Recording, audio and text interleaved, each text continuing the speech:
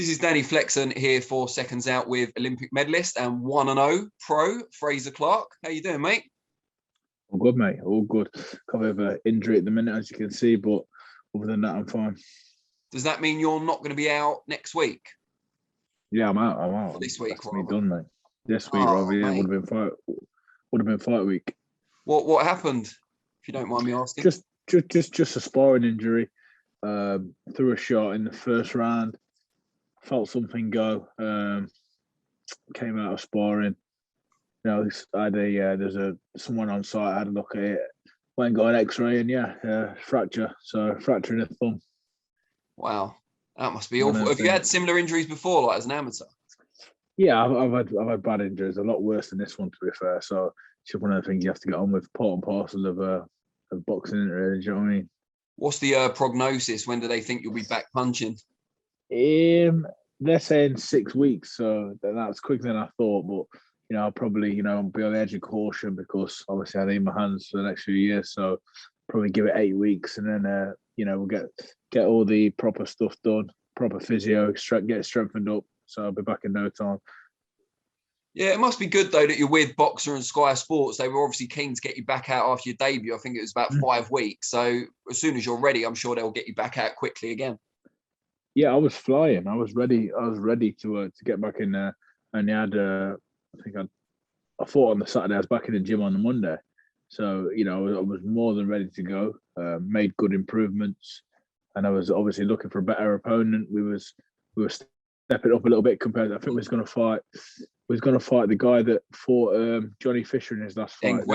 Still the Spanish champion. Yeah, Spanish champion. Yeah, we was going to fight him. So. It was a step up from obviously the debut, but these things happen. Like I say, I'm just going to use this time now. I can still train as such without throwing punches. So I'll just develop in other areas.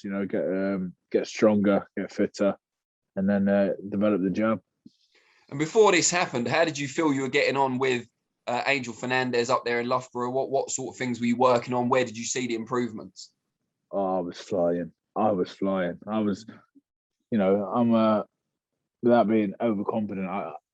I could have gone in. I could have, I think the first one, I was a bit nervous your pro debut, and then I got that out of the way, and then come back in the gym, and I just felt different again. And being around some of the other lads, I've been to a few different shows, see people that are in contention for British titles, and I just felt I was at that level. Just from what I was doing in the gym, felt like I was at that level, 100%. The way I was sparring, my mindset, and everything like that. So, hopefully this isn't too much of a knockback, and I think I'm going to be able to come back at a good place. How easy or not are you finding it so far to get sparring? It's a little bit more difficult now. Obviously, back on the GB days, I always had someone to spar. Do you know what I mean? There'd always be another heavyweight or a super heavyweight or a heavyweight to move around with. Now it's quite difficult because some people are just. I'm keen for other fighters. They should want to come and have competitive sparring. I mean, there's people. Some people are just funny. There's people that are fighting a week after me, and they're starting out on their journey as well. And I've asked them to come and spar. We're fighting a week apart from each other. It's going to help us both. We're not rivals yet. We're just getting started. Do you know what I mean? Let's help each other out. They don't want to know. There's a lot of people, out there just pretty stupid, if I can say anything. Heavyweight sparring is hard to come by. So especially in the Midlands, there is enough of us here. Just some people don't want to do it for some reason. Obviously, it's never stupid sparring as well. I'm not getting in there to knock lumps out of people. I just need bodies in front of me, the same as they do. So yeah, it's been a bit of a pain, but I've had some good sparring come over. It's just, I think probably just the biggest pain is you got to pay for it now. Yeah, it's not coming out the GB purse anymore. It's a shame. No. Yeah, it's quite out of my pocket. How do you reflect on the debut now? Because you never forget your pro debut. It must have been a great occasion, but I imagine the fight itself may have been frustrating for you at times, given the level you're used to operating at. Yeah, the pro debut, it was a blessing and a curse at the same time. It gave all the trolls, a chance to just have their 2 pence on social media and whatnot. The opponent was shit, this and that. I've got a bag of respect for the opponent. He came at the last minute. He wasn't, he wasn't up to standard. I get that 100%. I'm not saying, I'm not judging myself, and I don't expect other people to judge me off that debut, because realistically, there was the Championship and Champions League. Do you know what I mean? It was different levels. But the occasion, to box on an occasion like that, in that place, that atmosphere, something I'll never forget. I absolutely loved every second of it. Now let's talk about the weekend just gone. Obviously, you weren't in action, but you were watching UFC. First of all, just tell us what made you attend. What are you a big MMA fan? I'm an MMA fan, yeah. I won't say I'm massive, but I've got a massive respect, for all them guys and what they do.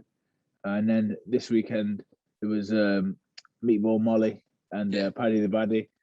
I've become fans of theirs over the last week, to be honest. Entertaining and tough as nails.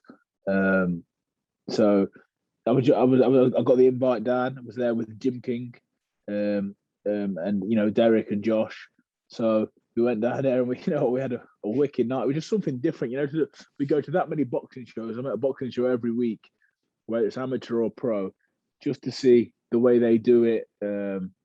Obviously, I got to meet Dana White and a few people out and have a good chat with them. Just to see that little bit of difference, because I've always looked at the UFC shows and think, they put on a good show. The crowd seems unbelievable. So just to get in there and see it firsthand, it was unbelievable. It's brutal, let me tell you. Oh, you couldn't find a pot of money big enough to get me in one of them cages. Last time we saw Del and Josh together at a show, it was the YouTuber event. Did you not fancy that one? Didn't get the invite, mate. It wasn't big time enough for that one. Sorry, I didn't mean to open old wounds. Oh, brilliant.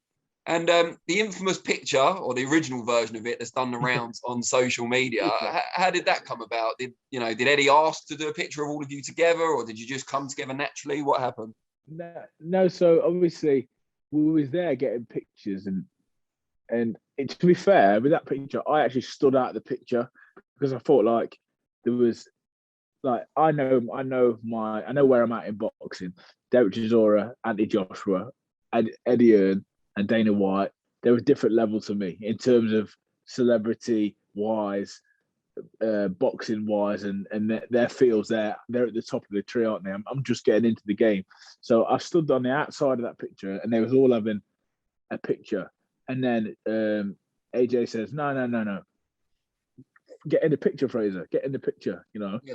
So and that was nice of him. I thought, all right, fair play. So I got in the picture, and then I was just at home yesterday. I seen the picture go on there. I seen I was cropped out of it, and I thought, you cheeky bastard. But then at the same, I was laughing about it. Everyone else has made something massive out of it, which it really ain't. At the same time, I do half get it. Do you know what I mean? They're in a different league to me.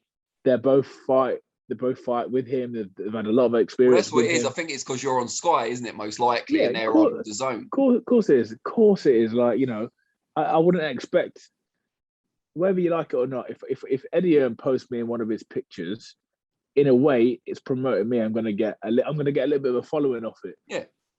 At the minute, the last thing he needs is any Sky fighters getting any following off anyone that's going to be watching the zone. Do you know what I mean? I think, so I've heard at the minute they need every follower and thing they can on the zone, because for the numbers. So it is what it is. But I didn't take it personally at all. But this is the way the world is in Instagram. Everyone was like, everyone really give it, didn't they? So I just thought, what, we'll have some fun with it, and we'll put our mate Ben in there. Did you do that yourself? Have you got those Photoshop skills? I did that myself, yeah. Brilliant. I did that myself, man. It was genius. I didn't expect it to get the reaction it did. It was just a bit of a laugh for myself, but I got got Ben and Dana, two big time promoters, in there instead. You know what I mean? It was funny. It was funny. Oh, it's brilliant. And in a sense, nothing personal. You said if he put you in the picture, it'd help your profile. In effect, you've helped your own profile by cropping him out and putting Ben in. I think, well, Because everyone's loved the reaction. I've been having this discussion that, you know, this morning, all over the weekend, to be fair.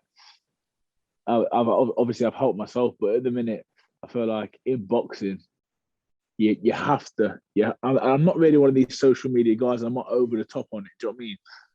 But I think we're living in a world where I'm going to have to become that, because it seems to be, you know, it's not about you, how good a fighter you are, your pedigree or anything like that. It's about how many followers you can get, how much you can act like something you're not on social media. That's what everyone seems to be doing. I know everyone in boxing, and I know everyone's real characters because I've been around them in normal circumstances. The difference of people on social media to the difference in real life is absolutely shocking. It's absolutely unbelievable, but it's helping a lot of people get paid, and you know, it's a fair play to them. Well, not to ask you to call out any of those people, but tell us who some of the real ones are. Who do you think's the kind of most genuine? Genuine. Who is genuine? I'm trying to think of the big social media. I'll give you an example. You know, Sonny Edwards. Yeah. People might think he's outspoken on social media. If you see Sonny in real life, he's very much the cheeky person he is on social media, and I think he'd do a lot of the things and act the way he is on there. But then I see other fighters. I'm not calling no fighters, and I'm not even going to mention their names, but there's people that just talk shit on there, just pure shit. Like I put a tweet the other day about people keeping the same energy. It's easy for everyone to speak behind the camera, and you know, people will be out there and they can see. Even people have mentioned my name. A 1-0 professional. I've got people 15, 16, 17 and 0 mentioning my name. But I spoke about keeping that same energy because, like I say, the boxing circuit and the boxing world is small, and I'm everywhere. So keep that energy. When you see me, I will ask you about these comments, or I will ask you about, you know, you think you can do me in a fight? Are you fucking joking? So when that does happen, I want to see who keeps the same energy. And these aren't even some of these people that are speaking. I know that they know that. Even with this, I'd probably smash them to pieces. But that is what it is. Like I said, I'm not getting into these internet wars. That's not me. No. I'd rather just wait till I see it at the show. And what are you saying? Do you know what I mean? Well, let's hope whoever you're referring to is watching this, because they'll know who they are, even if we don't. Of course. All right. Well, I want to wish you the very best in your recovery. Hopefully it's speedy. And when you've got a new fight date in the books, let's do this again. 100%. See you soon. Appreciate it, mate. Take care. Take care.